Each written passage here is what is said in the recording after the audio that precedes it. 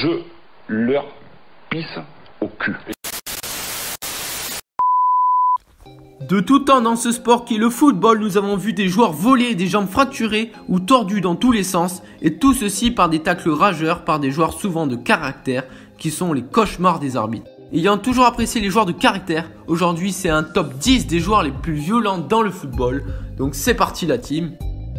Personne ne peut le nier, Cantona est un joueur de caractère. Ses colères et son caractère imprévisible font de lui un footballeur hors norme. Son plus grand trait de caractère sur une pelouse, Cantona l'a montré à de nombreuses reprises. Mais la plus marquante restera ce coup de pied contre un spectateur de Crystal Palace en 95 qui lui a lancé des insultes xénophobes après une expulsion. Ceci valut 2 semaines de prison ferme au King et 9 mois de suspension, ce qui lui valait bien la 10e place de ce classement. Irlandais jusqu'aux chevilles, Roy Keane est un sacré personnage. Milieu défensif, jamais fatigué et toujours acerbe dans l'agressivité, Keane rentre dans la même lignée que Gattuso et Van Bommel. Capitaine rageur de Manchester United pendant des années, Ferguson dira de lui après un match contre la Juventus en 99, il était la représentation la plus imposante de l'altruisme que nous avons vu sur un terrain de football. Sur chaque brin d'herbe, il préférait mourir d'épuisement que de perdre. Il a inspiré toute l'équipe autour de lui, c'était un honneur d'être associé à un tel joueur. Arrière gauche de formation, Dimeco est un joueur emblématique de l'OM pour 2 saisons. La première est celle d'avoir tout gagné sous l'ère tapis au début des années 90 et la deuxième est son style bûcheron, taclant toujours à la limite du rouge avec une agressivité redoublée. Tacle virulent, notamment lors des matchs face au PSG particulièrement engagés. Dans le même style que Van Bommel, Gattuso est un joueur qui ne lâche rien, un joueur qui a la culture de la gagne, un peu trop peut-être. Gennaro est un joueur très agressif et parfois très violent. Dernier événement en date, son coup de tête sur l'entraîneur adjoint de Tottenham, Joe Jordan, lors du match Milan-Tottenham le 15 février 2011. Là, je m'attaque à un joueur très intelligent et adoptant un manque de fair play énorme, sans oublier une qualité magistrale à provoquer ses adversaires. Van Bommel est le spécialiste des coups bas et de la râle en tout genre. Un petit coup par-ci, un petit coup par-là. Le néerlandais est un vieux grognard qui distribue parfaitement le ballon et durcit le jeu quand son équipe est en difficulté. Un capitaine avec un charisme démentiel qui donne du piquant à un match sans goût.